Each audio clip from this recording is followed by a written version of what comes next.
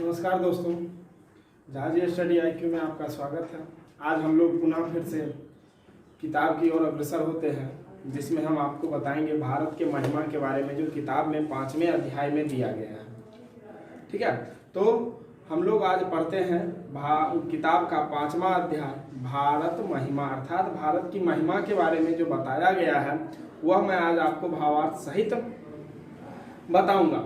ठीक है, तो कहता है अस्माकम, चलते हैं अब हम लोग चलते हैं अपने टॉपिक पर, अर्थात भारत की महिमा पर। उसमें कुछ हमारे उससे पहले कुछ भारत की महिमा के बारे में बताया गया है कि कहाँ से लिया गया है। भागवत पुराण से, विष्णु पुराण से जो पद लिया गया है, जो पदों को लिया गया है, सबसे पहले मैं आपको उसको बताता हूँ, उसके बाद हम लोग चलेंगे उसके श्लोकों पर। ठीक है, कहता है अस्माकम देशः भारत वर्षमिति कथ्यते, हमारे इस देश को भारत वर्ष कहा जाता है। क्या कहा जाता है? भारत वर्ष कहा जाता है। अस्य महिमा सर्वत्र गीयते, अस्य महिमा सर्वत्र गीयते, अर्थात इसकी महिमा सभी जगह गाई जाती है। पाठे अस्मिन् विष्णु पुराणात् भागवत पुराणात् च प्रथम द्वितीय च कर्मशः पद्यम गृहीतम अस्ति, अर्थात इस पाठ में जो पद लिया गया है वह पद विष्णु पुराण और भागवत पुराण के प्रथम और द्वितीय सर्ग से पद लिया गया है। कहाँ से लिया गया है? विष्णु पुराण और भागवत पुराण के प्रथम और द्वितीय सर्ग से इन पदों को लिया गया है। जो पद हम आगे पढ़ेंगे वह पद कहाँ से लिया गया है? विष्णु पुराण और भागवत पुराण के प्रथम और द्वितीय सर्ग से। अविशिष्टानि पद्यादक्षणे निर्मय प्रस्तावितानि, यह जो पाठ का जो पद लिया गया है, इस पाठ का जो पद लिया गया है और बचे हुए अन्य, अविष्टानि मतलब बचे हुए अन्य पद का निर्माण जो किया गया, अन्य पदों का निर्माण जो किया गया है वह भारतम प्रति भक्ति स्मारकम कर्तव्य रूपेण वर्तते, अर्थात भारत के प्रति हमारा जो भक्ति है वह क्या है? कर्तव्य है। कर्तव्य बनता है कि भारत के प्रति हमारा कर्तव्य रहे। ठीक है, तो इस भारत महिमा का जो पद लिया गया है वह कहाँ से लिया गया है? विष्णु पुराण और भागवत पुराण के प्रथम और द्वितीय सर्ग से लिया गया, और बाकी जो बचा हुआ, बाकी जो पद अवशेष बचा हुआ उसका निर्माण प्रस्तुत किया गया है। ठीक है, उसके बारे में बताया गया है। ठीक है, और यह भी कहा गया है कि भारत के प्रति जो हमारी भक्ति है वह कर्तव्य रूप से होनी चाहिए। हमारा कर्तव्य है कि भारत के प्रति हमारी भक्ति होनी चाहिए। ठीक है, तो अब हम लोग चलते हैं कहाँ?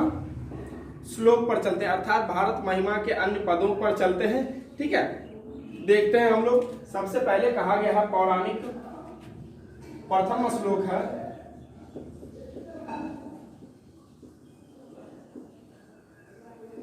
पौराणिक। प्रथम श्लोक क्या है? पौराणिक। ठीक है, अब पौराणिकी में सबसे पहला श्लोक जो है, पहला श्लोक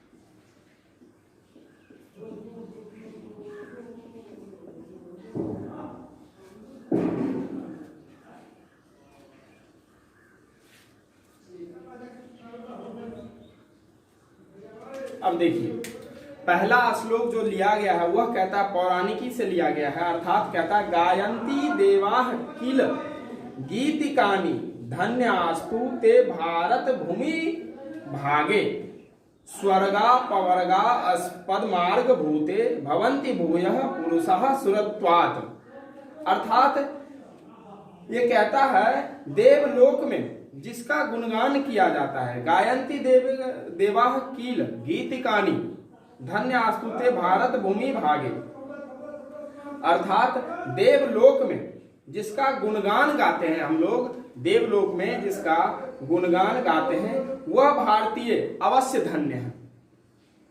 अर्थात किनके बारे में गाया जाता है? भारतीयों के बारे में गीत गाया जाता है। कहाँ? देवलोक में। तो कहता है देवलोक में जो गीत गाए जाते हैं वे भारतीय धन्य हैं, अवश्य ही धन्य हैं। उसके बाद है स्वर्गा पवर्गा अस्पद मार्ग भूते भवंति भूयः पुरुषाः सुरत्वात्। स्वर्ग और मोक्ष प्रदान करने योग्य है, स्वर्ग और मोक्ष प्रदान करने योग्य है कौन? भारत की भूमि। अर्थात भारत की भूमि पर जो रहने वाले भारतीय हैं उनको स्वर्ग और मोक्ष प्रदान करने वाली है ये भूमि। और भवंति भूयः पुरुषाः सुरत्वात्, आप साधना स्वरूप हैं। अर्थात भारतीय को कहा जाता है आप साधना स्वरूप हैं, जो यहाँ के लोग देवता स्वरूप होते हैं। किसके स्वरूप होते हैं? देवता स्वरूप होते हैं। भूयः पुरुषाः सुरत्वात्, यहाँ के जो पुरुष है, यहाँ के जो लोग हैं वह किनके स्वरूप हैं? देवता के स्वरूप हैं। तो अब हम लोग इसका हिंदी भी लिख लेते हैं एक बार और हम इस श्लोक का भावार्थ समझ लेते हैं। कहता है गायन्ति देवाः कील गीतकानि धन्यास्तु ते भारत भूमि भागे स्वर्गा पवार्ग पवर्गास्पद मार्ग भूते भवन्ति भूयः पुरुषाः सुरत्वात्। अर्थात देव लोग भी जिसके गुणगान गाते हैं, देव लोग भी अर्थात देवता लोग भी जिसके गुणगान गाते हैं वे भारतीय अवश्य ही धन्य, अर्थात भारतीयों का गुणगान गाते हैं। किसका गुणगान गाते हैं? भारतीयों का गुणगान गाते हैं। वही भारतीय स्वर्ग और मोक्ष प्रदान करने योग्य है। उन भारतीयों को स्वर्ग और मोक्ष प्रदान करना। भारत भूमि, भारत की भूमि पर आप साधना स्वरूप है। भारतीयों को कहा जाता है आप साधना स्वरूप है। इसी कारण से वे लोग किनके स्वरूप होते हैं? देवता के स्वरूप होते हैं। यह था हमारा पौराणिक प्रथम श्लोक का अर्थ। अब हम लोग चलते हैं पौराणिक के ही दूसरे श्लोक पर। किसके? दूसरे श्लोक। तो अब हम लोग चलते हैं वही पौराणिक के दूसरे श्लोक पर, जो श्लोक कहा जाता है अहो अमीसाम किम कारी शोभनम, अहो अमीसाम किम कारी शोभनम प्रसन्न एसाम स्वीदुत स्वयं हरि। कहता है अहो, अर्थात जो देव लोग मनुष्य के गुणगान करते हुए कहते हैं, जो देव लोग मनुष्य के गुणगान करते हुए कहते हैं अहो अमीसाम, अर्थात अहो जो लोग को कहा जाता है, भारतीयों को कहा जाता है, ईश्वर के द्वारा कैसा अच्छा काम किया गया है। ईश्वर के द्वारा वे मनुष्य कैसा अच्छा काम किया है उस मनुष्य ने। प्रसन्नम ऐसा स्विदुत स्वयं हरि, जिससे मनुष्य भारत भूमि पर जन्म पाकर या जन्म लेकर भगवान हरि की सेवा करने के योग्य बन जाते हैं। अतः अहो ईश्वर के द्वारा, अहो अमीसाम किम कार शोभनम, अहो ईश्वर के द्वारा कैसा अच्छा काम किया गया है, जो भारत भूमि पर, जो लोग भारत भूमि पर जन्म लेकर जन्म पाकर स्वयं भगवान हरि की सेवा करने योग्य बन जाते हैं। ये जन्म लब्धम नृषु भरताजिरे मुकुंद सेवोपैकम अस्पृहाहीन, अर्थात हरि के सेवा करने योग्य बन जाते हैं। हमारी भी यही इच्छा है, अर्थात हमारी भी यही इच्छा है कि हम भी इस पृथ्वी पर जन्म लेकर, हम भी इस पृथ्वी पर जन्म लेकर भगवान हरि की सेवा करने के योग्य बन सके। अर्थात यह ईश्वर के द्वारा कहा गया, जो ईश्वर भारतीयों का गुणगान करते हुए कहते हैं अहो, अर्थात हे, यह ईश्वर के द्वारा कैसा अच्छा काम किया गया है, जो मनुष्य पृथ्वी पर अर्थात इस भारत की भूमि पर जन्म लेकर भगवान हरि की सेवा करने के योग्य बन जाते हैं। तो हमारी भी यही इच्छा है कि हम भी इस भारत की भूमि पर जन्म लें और भगवान हरि की सेवा करने योग्य बन सके। ये था हमारा पौराणिक का दूसरा श्लोक, जो ईश्वर जिसका गुणगान करते थे, जिस भारतीयों का गुणगान करते थे, उनके बारे में उन्होंने उनकी गुणगान किया। तो अब हम लोग चलते हैं आधुनिकी का पहला श्लोक पर। आधुनिक अर्थात वर्तमान आधुनिकी का पहला श्लोक क्या है वह हम लोग देखते हैं।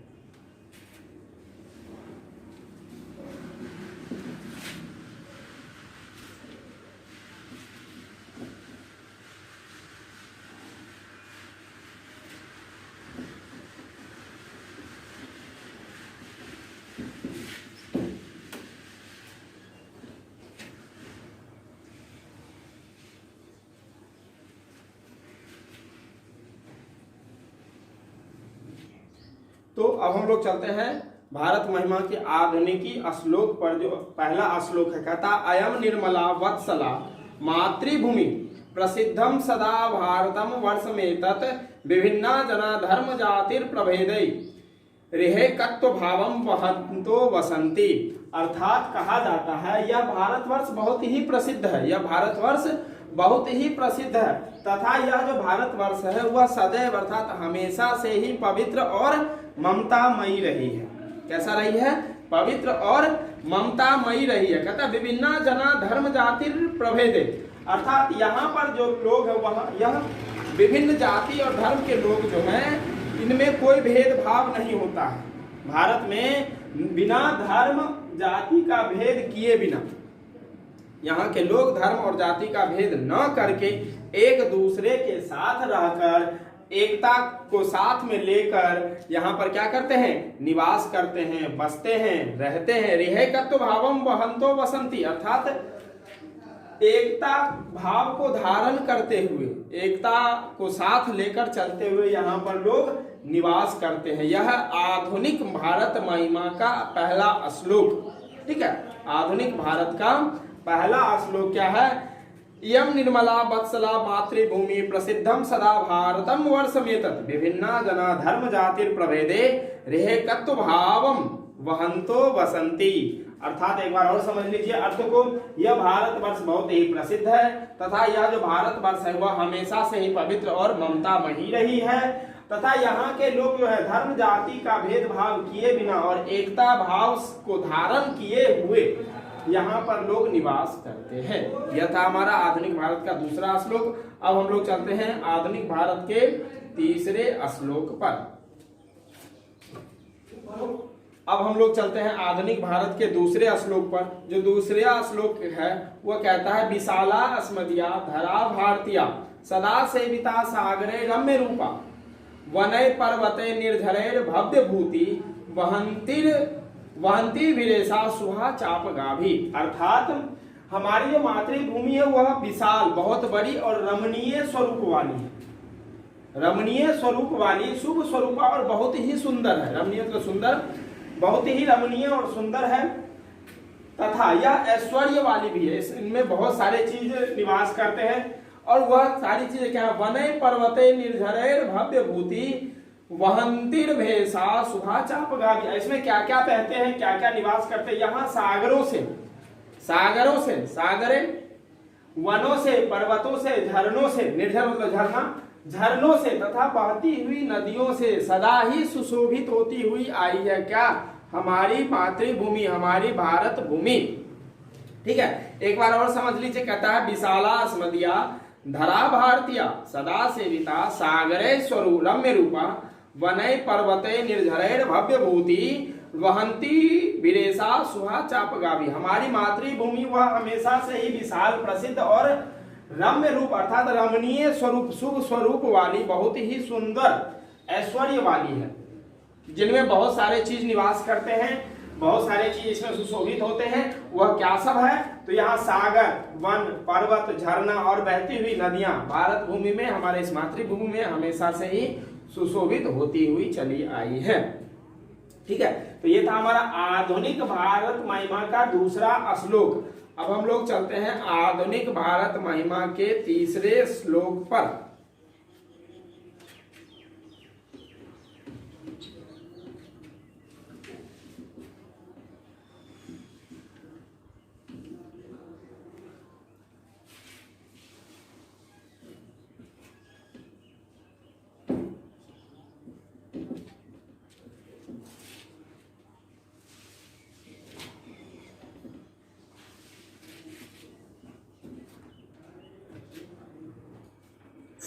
तो अब हम लोग चलते हैं आधुनिक भारत का तीसरा श्लोक और सबसे महत्वपूर्ण श्लोक जो है वह है, कहता जगत गौरवम भारतम शोभनीयम सदा अस्माभिरेत तथा पूजनीयम भवेद देश भक्ति समेषाम जनानाम परादर्श रूपा सदा वर्जनीया।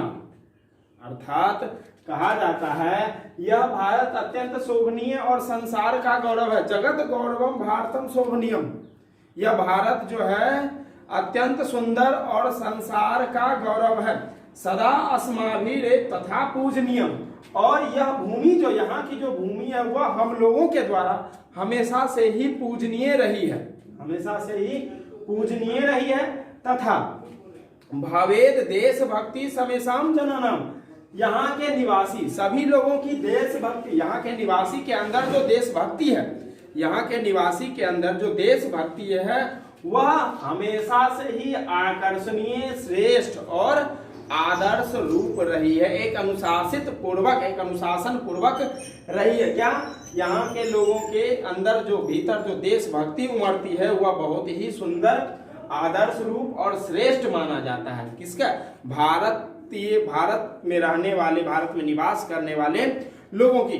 तो छात्रों, ये था आपके 5वें अध्याय, संस्कृत किताब के प्यूसम के 5वें अध्याय का सबसे महत्वपूर्ण अध्याय, भारत की महिमा। जिस भारत में हम लोग निवास करते हैं, जिस भारत में हम लोग रहते हैं, जहां हमने जन्म लिया, वहां के गुणगानों को हम लोगों ने गाया और उनको, उस महिमा को हम लोगों ने समझा कि यहाँ पर क्या क्या चीज है, क्या क्या यहाँ पर बहुत ही सुशोभित, सुंदर प्रतीत होती है।